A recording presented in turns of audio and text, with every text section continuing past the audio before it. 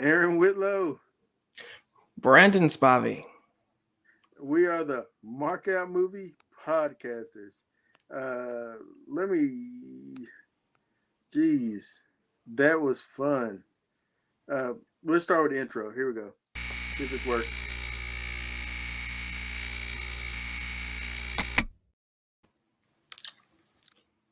Did that do anything? It did something, yes. It did the Am I intro. still? All right, but you still see me? Yeah. All right, good. I couldn't hear that. By the way, I couldn't hear the intro. I didn't hear anything. It's fine. But on today's episode, we are going to be discussing in the heat of man. Was an event, not the movie, but just getting set up for the podcast today. That was fun. I had issues. I have issues, Brandon. I'm aware. I am aware. But did you watch anything before we get to the movie? Anything you want to mention that you watched at all? Yeah, so it's not a new movie I've seen, but it was new for me. McFarland USA, which is a Kevin Costner sports film.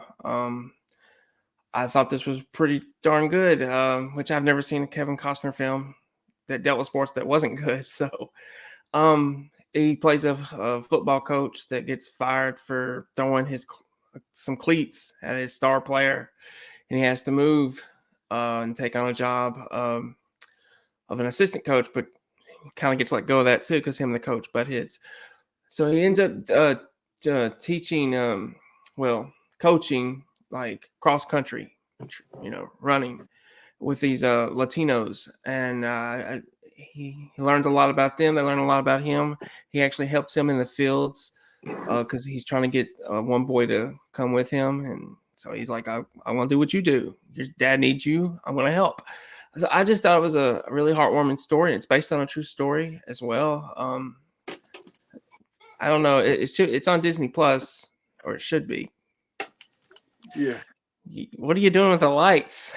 Trying to see if I can brighten my face, but I guess it's not happening. Aaron, you don't need to be brightened. Yeah. Lord. That sounds interesting. So I watched. I went to the theater I think it was last weekend. Maybe I think it was, and I saw Missing, which is the sequel to Searching. I thought it was fun. On Letterboxd, I gave it 5 stars. I had fun the whole time through with the movie. It just kept me engaged. Kept me guessing, and it was good, man. The young actress in it, she got to be engaging to keep you interested, and the most definitely is. She reminds me of a young Zendaya, but it's funny because she plays Zendaya's sister in Euphoria. So I guess that's why she reminds me of a young Zendaya. She channeled her co-star. But yeah, it's really interesting movie. I try to beg Brandon to see Searching, but he said it's not on his radar. Ain't gonna happen. He'll probably watch Missing if it ever streams. I might see it Monday. I'm going to theaters to watch that new horror film, Infinity Pool, with Mia Goth. So I might go ahead and watch it as well. We got comments. Bengals wins 45-0. Follow-up comment on Sunday. I got it going 31-28. But yeah, 45-0 would be very embarrassing. But you still got the Bengals winning though. Yeah. I'm confident that they're gonna win. Okay. All right. Well, that's what we watched. Let's see. Don't watch you people really dumb. Okay. Yeah, it's that. I watch it. It's Eddie Murphy. Yeah, I got you. One of those things. Well, I had it queued up. I queued it up here. So we are getting ready to discuss in the heat of the night. Let's see. Give me a moment, just to kind of get your motors going. Um, let's see. Here we go. There's a little bit of this action. In the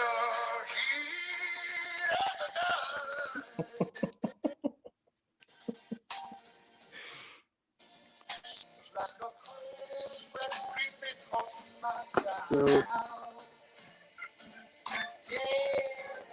Wow. all right. So we're discussing In the Heat of the Night. Hey, I'm trying to go all out, Brand. I'm trying to bring our brand up a little bit. Oh, another thing I watched. I meant to mention this. I'm sorry. But what we watched. I watched The Last of Us, episode 1 and 2. I don't know the source material. I've never played the games, but I absolutely had fun with the show so far. And I thought it's amazing, and I enjoy that. But I just wanted to mention that.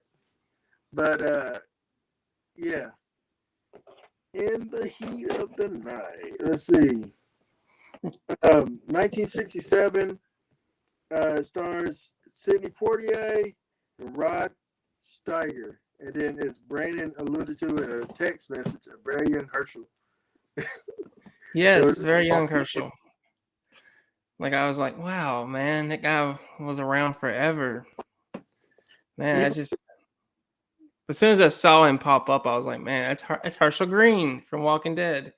Oh, young Herschel. But yeah, it was. I had never seen this before, and I love the show. And one thing I will say, as far as the movie and the show, it looks like Sparta stayed the same, like in the movie and the show. They did a really good job of continuing what Sparta looked like in the movie. So I'll give them props for that. So the show carried that over, like the film. Now you asked me before we started watching. You asked me if a character was in it. Was he? I've never seen the show. Okay, was that a character? No, the only characters in the movie that continue on in the show is Gillespie and Tibbs.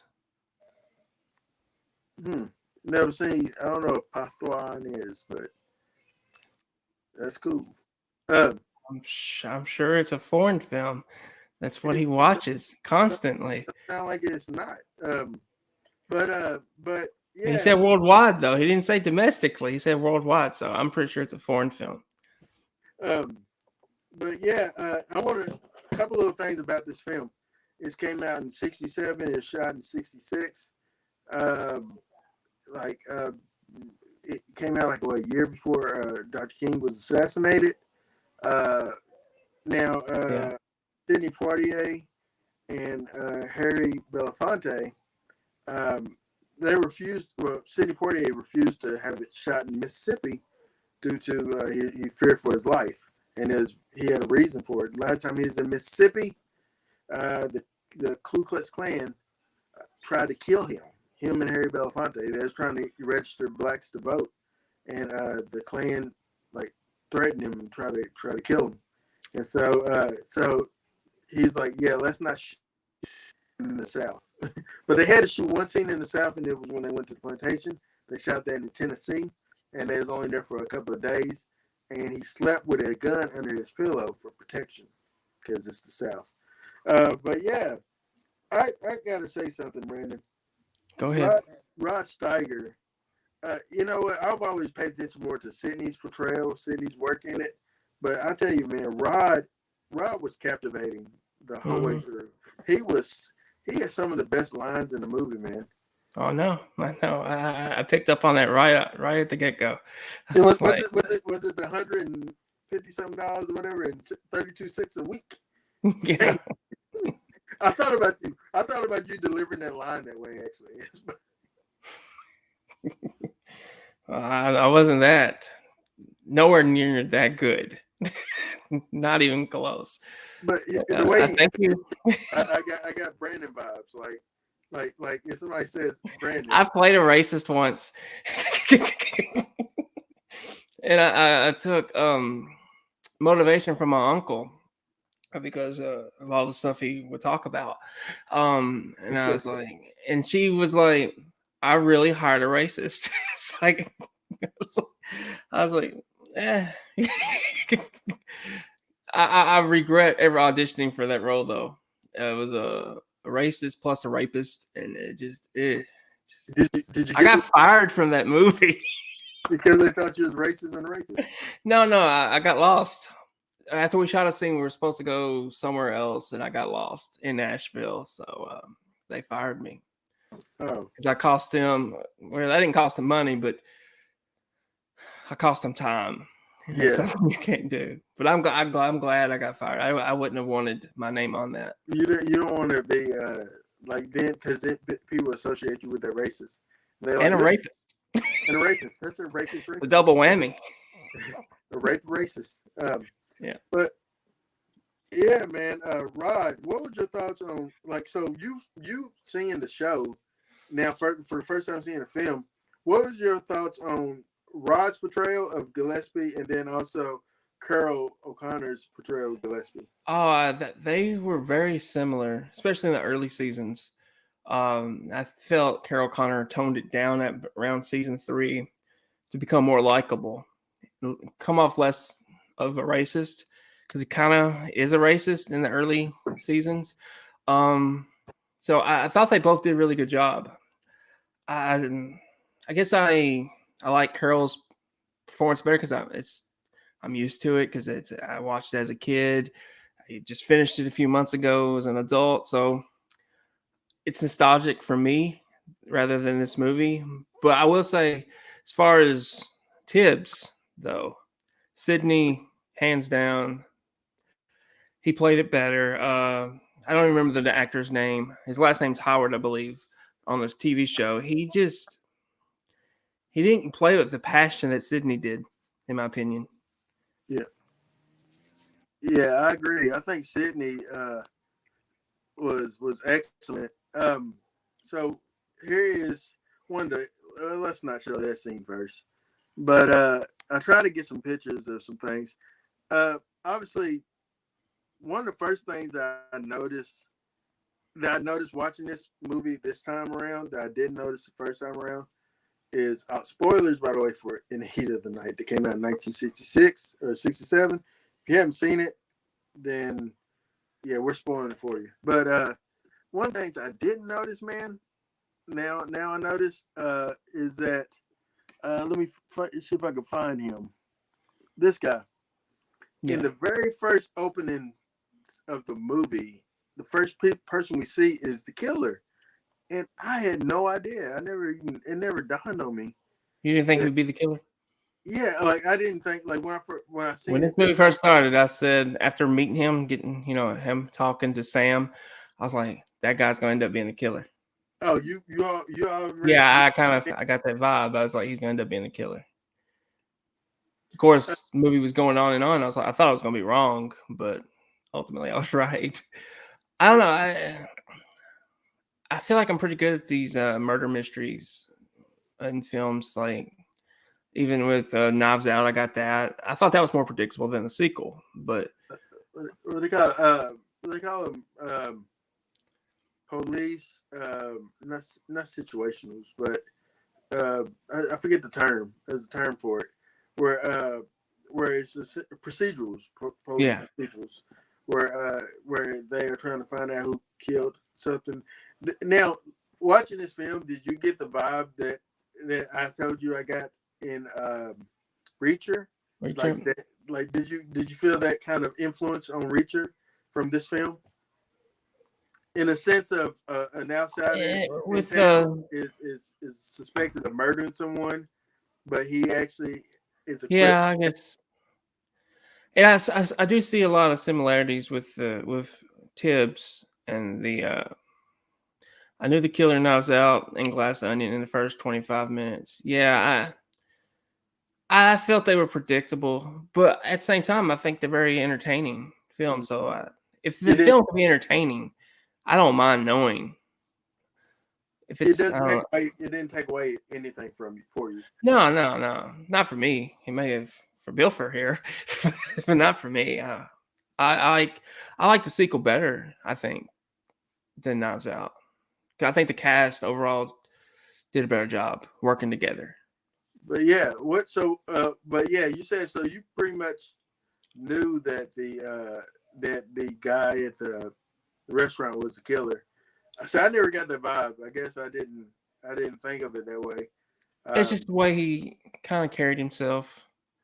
Like I don't know, but when you're in the well, not in the cruiser, but when Sam's going past that woman's house and stops and she's naked in the kitchen drinking, I don't know if what it was, it's Dr. a, Pepper, it looked Pepsi, like a Coke, a Coca Coke, Cola. something, and I was like, what kind of woman is naked drinking a soda uh while visibly seeing this cop watch her, and she continues to walk closer, like, get a good look, fella. Yeah, I just one that likes to be seen, I guess. or one that craves attention, that isn't getting it from somewhere else. And I Yeah, don't know. I just thought it was a very interesting scene. you know what I didn't. It didn't dawn on me is that she probably got that same soda from the deli, from the diner, like Yeah. because the first time you see Sam, he was actually drinking a Coke as well. I think. Um, um, and I think so. I think that's what he was. But and the guy was hiding the pie from him. But um, yeah, man, I thought that first of all, I thought the way that the movie is shot was beautiful. This cinematographer's first color film from black and white. It's his first color feature, and this movie he Wexler wanted to make sure that he properly lit Sidney Poitier because Hollywood had a history of poorly lighting black skin, and so he wanted to make sure that Sidney's skin was properly lit, and so I think he did a good job, man. Because when we first see Sidney, like the first 5 minutes, I think first 5 minutes we don't meet Sidney. We're with Sam on his patrol, his Yeah. route, and his normal route past the house and everything, and finally he comes across the body, and that's when I guess they sent him. They sent is it Sam that they sent out to find look around for people that's not supposed to be in town or something or. Well, I don't know if they sent him out, but he does go to the train station and he finds Tibbs, and just because, I mean, it's a racist town, so you see a black dude there, you just, oh, he had to be the killer. He's black. Yeah. Yeah, It's yeah, sad because that is how people thought back then, yeah. which is And he told sad, him but to get up. He said, "Get up, get up." He called him a boy, which is a derogatory term towards black men. To call a black man a black boy, or anything of the equivalent. But yeah, you I've said, never have understood that. yeah, it's just a demeaning term towards us that say we're not men, we're just boys, essentially. We're less than manly. But yeah, there's the scene where when he first sees Tibbs and the way that he looks at the guy, like without saying a word, he looks at him like I can't believe that this is happening. Like, are you serious? You know. Yeah. But man, uh, honestly, Rod Steiger steals every scene he's in. The guy, he was really good, man.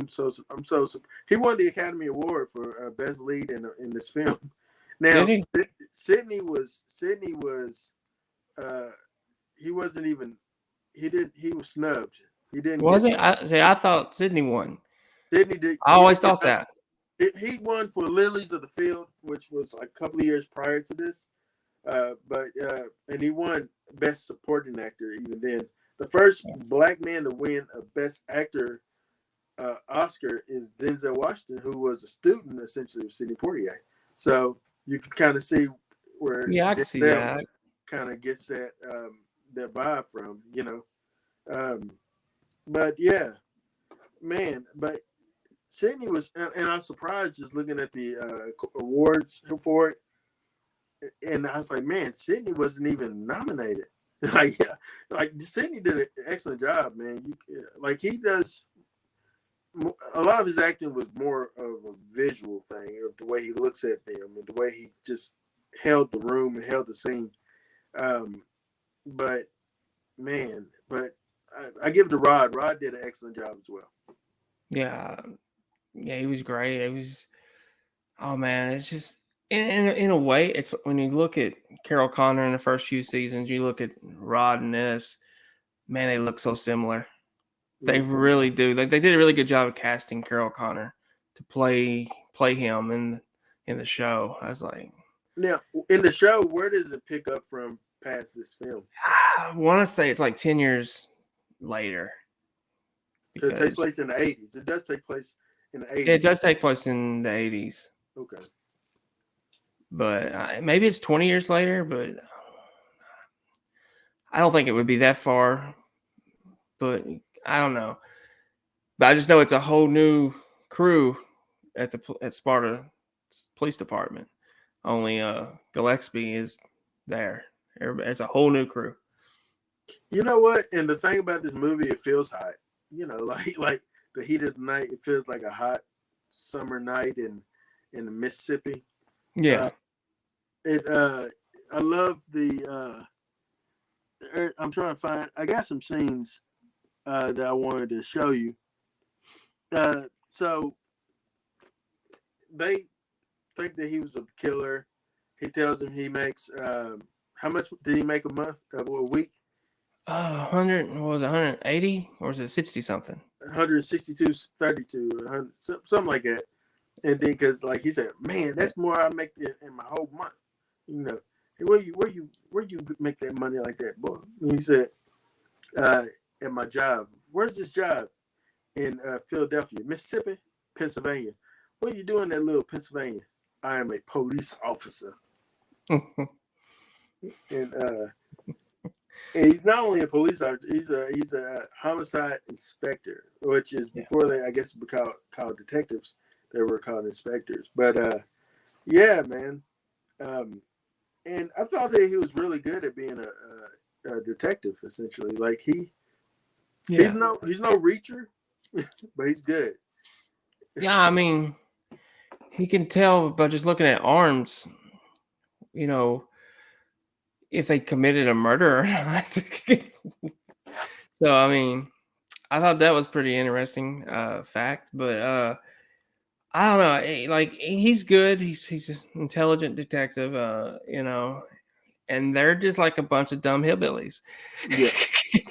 No offense, but that they were just a bunch of dumb hillbillies.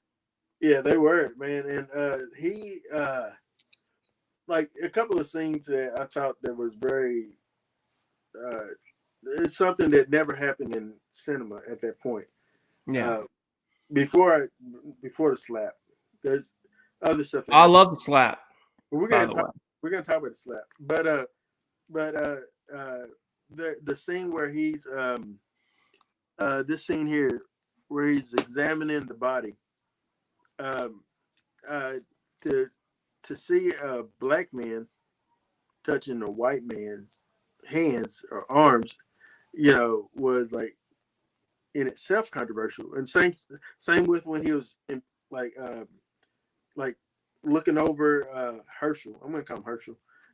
When he's looking over Herschel uh, and feeling his arms and feeling that he's a lefty, you know, and because I guess that arm felt stronger than the other arm. It felt like his more dominant arm. Um, man, I thought that was really, really cool. I'm glad that you pointed out to me that was Herschel, because then I seen it and I never couldn't stop seeing that that's Herschel. And so, and I want to ask you about that. Do you feel like he kind of built a rapport with him at one point in the movie? yeah, I do. Like this scene here when he says, "Hey man, could you give me a cheeseburger?" He said, "With onions." He said, "Yeah, now you're talking." I loved it, man. I loved it. I loved that. Yeah, man. It's crazy how he. It's crazy how this one officer influenced other people within that, like that police station to make them change their minds about certain things. Not saying Hmm. that they were all the way not racist anymore or whatever, but they started thinking like, oh, Virgil thinks, that he's not guilty. Especially when it came to like Sam. Virgil says, I don't think that he did. I think he's innocent. It's Yeah, funny because Sam at one point was wanting to, was like Sam was coming at him. Uh, yeah. Well, to your point about them not thinking they're racist, here's how I viewed it on the show, and here's how I viewed it in this movie. I don't think any of them thought they were actual racist in the police department. It's just it's it's how Mississippi was. It's how they grew up. It's not they hated black men or anything. It's just how it was. But when you have someone like Tibbs come into your life and set you straight, you you either do two things. You either continue down the path you're going, or you open your eyes a little bit and you see it in a different light. And I think majority of them saw it in a different light, especially Gillespie. He saw it in a different light. But yeah, yeah. I think that Gillespie, like he at one point seemed like he just wanted to save his hide. He's a brand newly appointed uh, sheriff or captain. Was he captain or sheriff?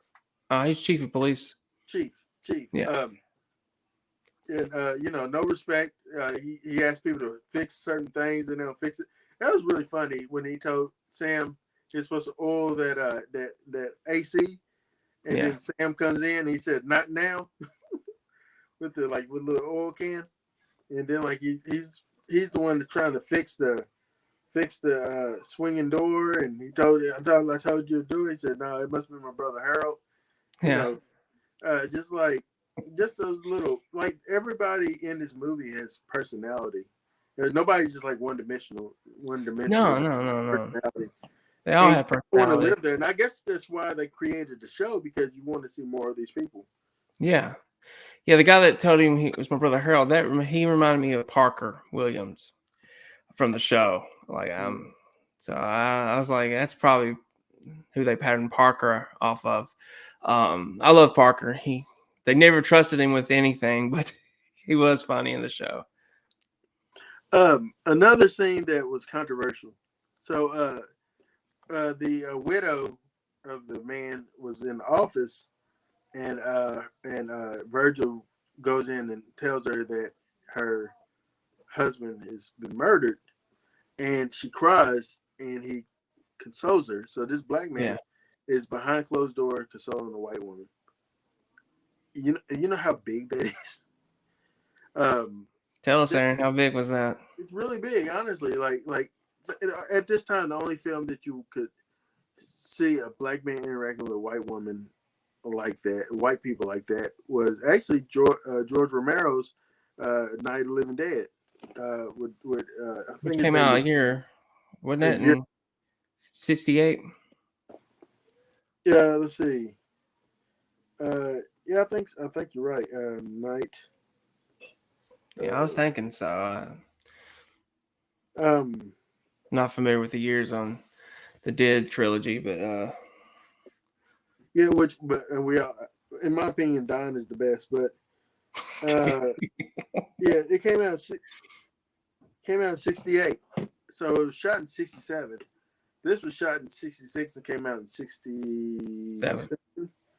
So, but uh, but with that being said, Night of the Living Dead is still known with having Dwayne Jones as the lead. He was the lead in there. Sydney wasn't actually the lead in this movie. Rod is considered the lead, not Sydney. Um, which is crazy to think of it that way, because we spend so much time with Sidney Poitier.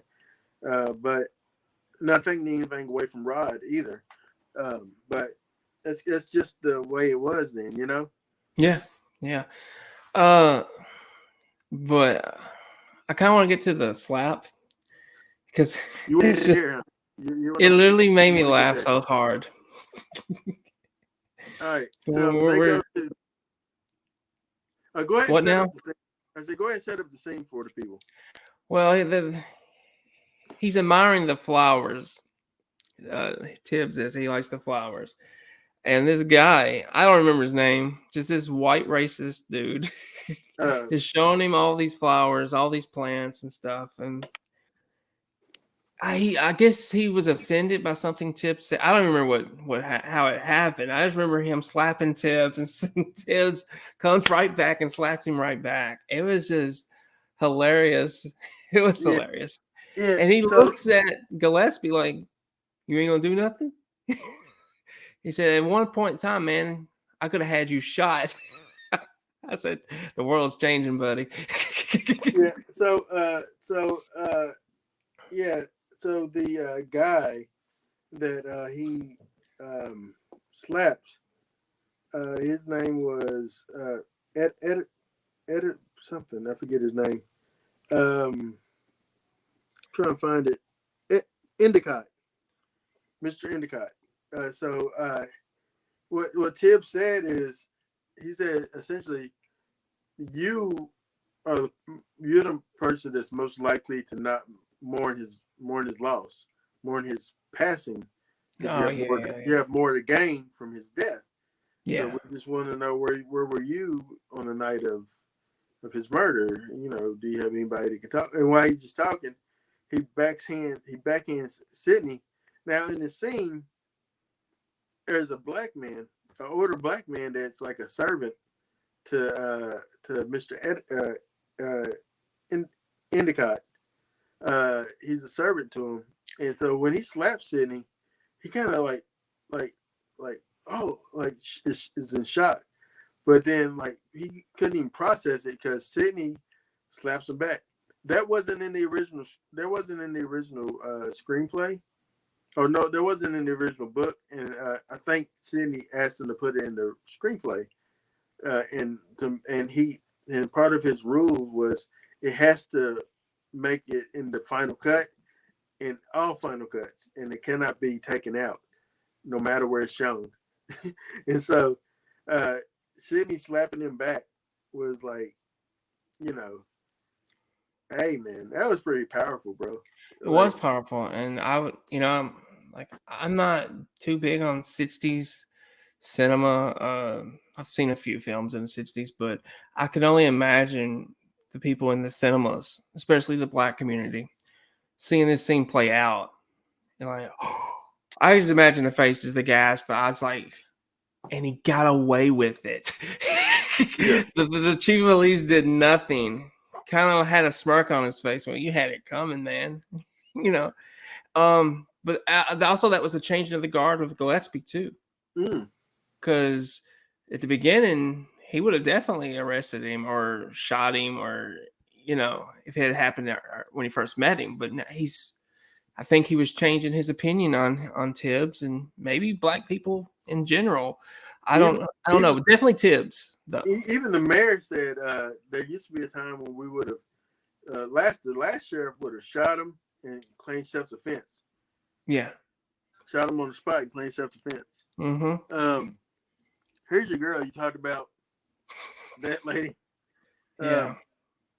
That was but yeah, man, the show was like, oh man, that lady. Speaking of that lady, so there she is again. So we find out she's 16. This is her older brother, and he also felt that the chief was wrong for Mm-hmm. letting her talk the way she talked in front of Mr. Tibbs, for Virgil Tibbs. He says, he's like, "Why? How dare you do that?" But they essentially set up Sam. They set Sam up to pretty much take the fall for the murder. Mm-hmm. And so it was her and the guy from the diner, right? So that was her boyfriend. Is that what Yeah. you said? But Yeah. also, she's the same girl that Herschel talked about taking up to taken up to the what's the name, to the lovers' point essentially. Yeah, he Uh, called her a hooker, I believe. yeah, that's her. That's the same Yeah. lady. She likes she don't mind showing herself off. That's what he said. And I wasn't stopping her. I didn't do anything wrong, but I didn't stop her. That's what he said. But man, this guy, yeah, you're right. He does like a killer. Yeah, he just gave me vibes that I'm a killer, and I've seen him in other films before. I just don't remember him. But yeah, he just gave me that vibe. Like I'm going to end up being the killer later on. And that whole reason he set up Sam was just stupid. It usually Yeah. is stupid when you get to the end of these mysteries. But this definitely played off like one of those murder mystery novels, and Mm-hmm. knowing the fact that it was based on a book, it makes a whole lot of sense. It was, I felt it was a good mystery, especially for its time. It is definitely a product of its time.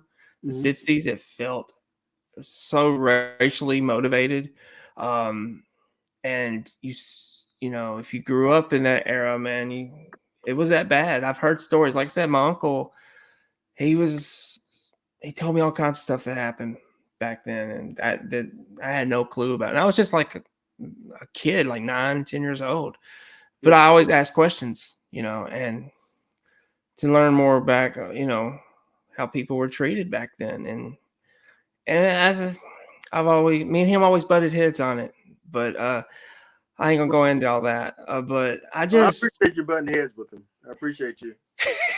well, we did. I was probably the only nephew that really did butt heads with him on that. Um, I can't say it for sure, but I would. It was I don't know. It was important to me that everyone be treated equal. I don't know why. Just that was my mindset even when I was little. That's why I love you. That's why I love you. But yeah, man. I did want to mention with Sydney. Sydney was the precursor to Denzel. He died last year. He died I think June or July of last year, and so he lived to be very old. But he was the guy, man. He was such a phenomenal actor, and you got to Mhm. see Harry Belafonte in White Man's Burden with John Travolta. Uh, Yeah, he was another one that's kind of like on that level of Sydney, but not on that level, but within that time frame of Sydney. But Sydney was like the dude, you know what I mean? Uh, and yeah, like he was a serious actor. He was an actor. When you think of Denzel, you think that he's an actor. You know? yeah. No doubt, no Yeah. doubt. I yeah, also I have to say Morgan Freeman too. Of the old generations. Like there's not a lot of people from this era. I feel like people want Michael B. Jordan to be that dude, but I don't think he is that dude. I say Jonathan Majors may be that guy. I think he's that dude. I think he's that dude. Yeah, yeah, I Jonathan think. Majors, I definitely think is that dude. I like Michael B. Jordan though. Okay, he impressed me in Just Mercy. He really did. But overall, his whole career that I've seen, I see him more. I don't want to say a Stallone type guy, but I think he's gonna do a lot of action movies. I see him as that kind of guy, Yeah, which I I would say. don't think they've really. I don't think other than Wesley Snipes, no Yeah, one really comes at me that's one of those big uh, African American names in action movies. yeah. Other Um, than Wesley. I would say. I would say if Chadwick hadn't passed, he would have been. Oh, Chadwick. Oh, yeah, he was. He He would would have definitely. been. Yeah, he was. Denzel was passing the torch to him, no doubt. Yeah, I Chadwick agree was with that. just a phenomenal actor, but since Chadwick's gone, we don't have him. Man, Jonathan Majors is my pick for and then Brian Tyree Henry. I think that he's gonna go on to do Yeah, some he's good too. phenomenal stuff. But I think that Jonathan Majors is gonna be that next upper echelon dude that I hope that his career blows up, honestly. I hope that his career just keeps growing. I hope that all of their careers grow, but Yeah, I'm yeah. so excited for Jonathan Majors, and I think that he's making smart choices with the roads that he chooses. Um, but I do. So we know that this guy got murdered. I want to mention this part right here. Uh, a couple of scenes, man. I want to mention before we come to an end. Let's see if I can find her. This woman here. This lady there. So she was the one that does the back alley abortions again, essentially. But she is a Bo. I forget her name. Bo something or Bay. She was a B Richards.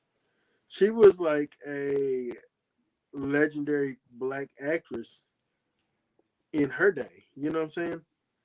Yeah. And she's not even remembered today. But she was legendary. She was with Sydney in Guess Who's Coming to Dinner as well. She's in that film. I forgot who she plays. I think she plays the. I don't know if she's the maid. I'm not sure. I forget who she is in there. If she's the maid, then she's the lady that told, because Sidney Poitier was talking about a young preacher named Dr. King, and this is when before Dr. King even died. So Yeah. uh, and he was talking about he's trying to make changes. Guess Who's Coming to Dinner is an important film because it came out in '67. It's about a black man that is meeting a white family with their daughter. He's going to be the new husband. So as you people is essentially like a riff on Guess Who, which was a riff on Guess Who's Coming to Dinner. But none of it stands up to Guess Who's Coming to Dinner. Spencer Tracy's in it. I think Katharine Hepburn's in it. Catherine or Audrey, one of them. I don't know. I don't know the Hepburns, but one of them is in it. But I know Spencer Tracy. I know Spencer Top Tracy. talent though. Yeah, yeah. The Like old Hollywood, like yeah. your Babylon film, like old Yeah. Hollywood. Old Uh, Hollywood. Yeah. but they were older at this point. They were like before they died type of film, right? Yeah. But and Spencer does a great job playing a father that's trying to understand why his daughter goes off to college and comes back with this black boyfriend who's a doctor. He's not like a thug or anything. He's a doctor, and so he's trying to understand this. But yeah, but the maid in there talks about. She looks at him like, "Why are you here? Why are you doing this? You're setting us back." And he's like, "No, well, people like Dr. King is trying to make a movie." He says, "No, people like Dr. King is getting us hurt more." And so it just shows you the mindset of some of the older blacks back then was Mm-hmm. don't buck the system because you're gonna mess around and get us hurt. Um, and that mindset still prevails today in some senses. Um, but yeah, I thought I was glad to see her in this film. I wanted but I wanted to get your thoughts on this scene right here. When he talked him out of leaving and coming back. Yeah, Um, I thought Rod was very manipulative here. he really He was. knew the buttons he could push to get him to come back, and it was a great scene on both parties. Very entertaining scene. I understand why he won Academy Award for this role. Like he was really good in this movie, and he's excellent in that scene. They both are. I am a little shocked that Sydney didn't get nominated, but as far as that scene goes, I just thought he was very manipulative and um, just got him to come back with him because he thought that he couldn't let go of not solving a murder. That's not you. You gotta your ego. Essentially couldn't let that slide. So You got to rub it in these white folks' faces. You know you want to do that yeah, to show off your big brain, and you know. But he poked him into staying to do it. Uh, but yeah, it kind of juxtaposes to this scene here, where he's shaking his hand and acknowledging him as a man, acknowledging him as a detective, and as an equal. Uh, hmm and isn't that just like so? if you really think about it, I can understand why Rod Steger. I don't want to mispronounce his name, but I understand why he got the nomination and win for the Oscars because his character has changed from the very beginning that we meet him to that Mm-hmm. point where he's shaking his hand. Like there's no way in the beginning he was shook his hand, you No. know. But at Yeah. the end, he looks him in the eye, shakes his hand, and tells him, "Be careful." Yeah. And it's like he really means it. Be careful, you know. you know. Yeah. A Um, lot of growth, a lot of change. Uh, yeah. At the end, I think at the beginning he saw him as like they said they called him boy. He saw him as boy. But at the end of the movie, he saw him as a man, his own equal, which I think is the point of the whole film is treat each other as equals. mhm. That's what I get out of it. Well, that's what I get out of most of all these racially charged films. At the end of the day, we should treat each other as our equals. That's how it should be. Um, that's I'm gonna stick with that because Yeah, that's I how I agree. feel. I agree, man. But yeah, let's go ahead and give our marks. Anything else you want to say before we do that? Um, I don't know if you know this, but he actually made 2 more films playing Tibbs. Yeah, they call me Mr. Tibbs, and I haven't seen Yeah. the I I haven't can't seen think the of other. the other one. I looked him. I was on Letterboxd last night.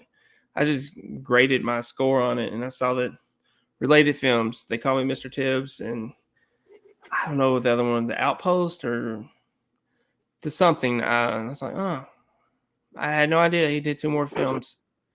Sydney also. So this is his. I would say this is, if not his most famous film, one of his most famous films. In the Heat of the Night, he did Lilies in the Field. Who Guess Who's Coming to Dinner?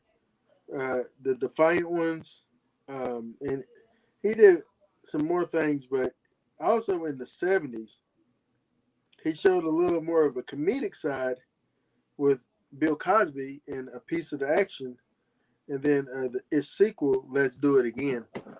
And so he got to play like a different type of against his stoic type of persona, Yeah.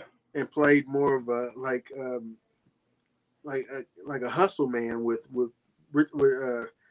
Bill Cosby. Mm. And those were some really good movies too, man. I've never seen Piece of Action, that, but I did see Let's Do It Again.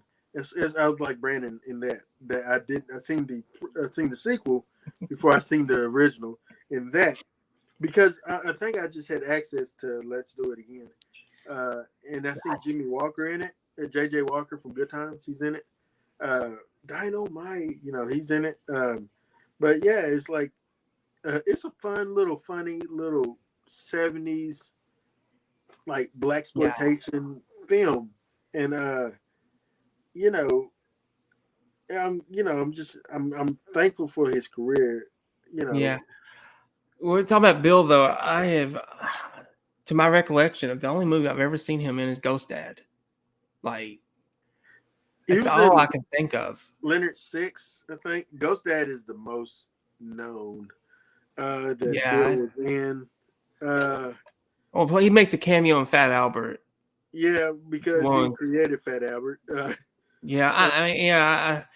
I saw that with one of my ex girlfriends. It was actually, I think, our first or second date. We saw Fat Albert and the Michael Keaton White Noise was movie. that pre-Beth, huh? Oh yeah, it was very pre-Beth. Very pre. Uh, but I was just looking up Cosby's filmography real quick. Leonard Part 6, which is one of the worst films ever made, is what people say. I've never seen it. I've never seen it, but they say it's one of the worst films ever made. I Spy. Well, he has a show. He's in that Spy. Yeah, in the show. The show. Okay, Uh, I went to Eddie. um, let's see. He was in Jack with he was in Jack with Robin Williams. He said Oh he was yes, Jack. yes. He's the therapist. Is he? Okay. Yeah. I Well, never the remember that. doctor. I think he's a therapist. I forgot about that too. Yeah. He's Okay, also so that's another one I've seen. he's also a Meteor Man. Did you see that I haven't. Is that Eddie? with Robert Townsend? No, I haven't seen He it. gets a meteor rock and becomes like a superhero in the hood. Meteor. Definitely haven't seen it. But I like Robert Townsend, but that's one of his more quirkier films. And like you mentioned, Ghost Dad, which is probably my favorite one, honestly. Uh, and then the other Leonard films. There's another Leonard movie. I guess I don't know. The Devil and Max, California Suite. He's in that film. Him and Richard Pryor is in that film together, which is a rarity because they were the opposite ends of the spectrum when it came to comedy. Bill was more of a clean comic, which his life, as we know now, wasn't. But Very but unclean. Very. but and then Richard was a blue comedian. He was very blue, meaning filthy, a dirty Yeah. comic. But Richard, I'm a huge Richard Pryor fan. Um, and I've only seen Harlem Nights when it comes to Richard, though. I seen Harlem Nights, Stir Crazy. He wrote. He wrote with Mel Brooks. The cowboy film. What was it? The one we reviewed. Yeah, With, yeah. He wrote that. He wrote parts of that. I know. We reviewed it, so yeah. I just can't think what it was called. I can't. It's eluding me right now. But he was in.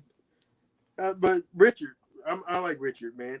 One of my favorite Richard Pryor films, and then we can get to our stuff. But one of my favorite Richard Pryor films was it's a movie called or it's JoJo Dancing. My Life is Called JoJo Dancing. It's essentially like a biopic of Richard Pryor, but he calls himself JoJo Dancing. But it's pretty much his life, how he grew up in a whorehouse, essentially, and the things he witnessed and stuff. But then there's another film called Inoperable Condition, I think. Unoperable Condition or Inoperable Condition, where he plays crazy to get out of going to prison, and they take him for evaluation at a hospital, and this hospital is in a storm, and so he's trying to escape. So he dresses up like a doctor, and they think he's a doctor, and they have him treating patients. Bob Saget's in the film, a very young Bob Saget. Wesley Snipes makes a cameo before he's Wesley Snipes. He's just a ambulance driver. But yeah, it's just like it's a good little Richard Pryor film. But yeah, I suggest you. And then there's See No Weaver, Hear No Weaver with him and Gene Wilder. Like one of the best films. We're gonna watch more Richard stuff. You never seen Stir Crazy? I haven't. No. We will. Only Harlem Nights. Oh, we're gonna. I got you, bro. Because that was Red Fox and Eddie Murphy along with Richard. Richard, yeah, Robin Harris in that film. You had Arsenio Hall in that Yeah. film. I think you had I think Charlie Murphy's in it as well somewhere. I want to say so, yeah. You got like there's so many actors that's in it. Della Reese, of course, from Touched by an Angel. So yeah, Harlem Nights is like an important film. Have you seen Eddie Murphy in Life, right? You seen Life? Yeah. Okay. I told you like yesterday that was like my favorite Eddie Murphy movie. Oh, okay. But yeah. You ready to give your marks? Yeah, I'm ready. I'll let you go first. All right, I'm gonna give it. I'm gonna mirror the letterbox. I give it 4 markouts out of 5. I thought it was great. I really enjoyed it. There is some moments that doesn't keep your interest, but whenever we have both Sydney and Rod together, I wish I could see more of them together, honestly. But yeah, I give it 4. I loved it. It's a classic, and I think if you haven't watched it, you should at least watch it because it's one of those classic films. Brandon? I agree. I think it's a 4 out of 5 for me too. I thought you would have been a little higher on it. That's why I said you should go first. But yeah, everything you said is correct. I mean, when they're together, it blossoms. I enjoyed the detective aspect to it, with Sydney's Tibbs, figuring things out, and I mean, he was brilliant in the movie, though. He really was. It's a shame he didn't get nominated, but it's how it goes sometimes, especially in that era. But I thought the movie was great, though, and I can see why they wanted to turn it into a TV show later on. Yeah, I agree, man. Let's see. So next week, let me get this off. There we go. And next week, we will. Let me take this off. We're going to be doing a fan request film, Mars Yeah. Attack. What was the name of the young man? His name is Nick. He sent us a message on our messenger on the Markout Movie Podcast page. And I didn't get to it at first. It had been a couple hours, and I saw that you didn't read it, so I was like, "Oh, I'll go ahead and answer him." He's like, "Can y'all review a classic film?" I was like, "What do you got in mind? What classic film you want us to review?" And he said, "Mars Attacks." And necessarily me myself, I don't view this as a classic film, but someone requests a movie for us. We always said we would do it if they request. So I was like, I'll find out where it's streaming. Asked you because I had no idea. I'm just gonna rent it on Amazon because I don't have that streaming service. But we're gonna deliver Mars Attacks next week. Yep, Mars And Attack. it's what's his Tim Burton film, right? Tim Burton film. Only thing I remember is Michael J. Fox being in the film, and also I think it has a great cast. Tom Jones, Jack Nicholson, Pierce Brosnan. Yeah, I'd be interested to revisit it. I haven't seen it since. Yeah, I say it's been a good 15, 20 years since I've seen it. I've only seen it once. So just initially when you watched it then? So I saw it on Stars when it came on Stars one night, and I was like, Mars Attacks. I'll go with it. It wasn't what I expected. It was entertaining, but I haven't seen it since. Yeah. So I don't really remember the plot. I kind of remember it being all over the place. But the Martians attack. Yes, I guess that's what you get. But yeah, we're gonna attack. We're gonna watch that film. And he was gonna choose Sick. So you're gonna. I was gonna choose Sick just to get prepared for Scream, Kevin Williamson and all. But I'll pick that after Scream. So okay. So I'll wait to watch Sick. I won't watch Sick until after Scream. But this weekend, if I can, I plan on seeing Infinity Pool. Yeah, that's the only one I think that came out. So I seen Jeremy John. Well, this isn't for the podcast. Well, Brandon, what would you like for people to do? We would like for you to like, share, and subscribe if you enjoyed this week's episode. How about that? Yeah, if you did. And then also follow our buddy Nick. If you have something that you want us to watch, let us know. You can comment on Facebook, YouTube, or Brandon has a TikTok. I have a TikTok. I have an Instagram. Brandon probably does not. I have it. I just don't have it. You don't access it. But yeah, you can. I deleted it. But reach out to us on our social medias, and make a suggestion on Markout Movie Podcast Facebook page. You can message us and say, "Hey, would you review this?" Now I'll tell you, we're going to do Scream, but after that, we should be open back up to other stuff. I think. But yeah, we don't have to do the Fridays until July, I think. Yeah, to fit it in before Halloween. Yeah, I figured you wouldn't want to be doing Friday 13th during Halloween, so. No, probably not. But yeah. In the meantime, in between time, Aaron Whitlow. I'm Brandon Spivey, and thank you for marking out with us. You guys' name for 2 seconds. We thank you for marking out. Have a great weekend. Be safe and love one another. Peace.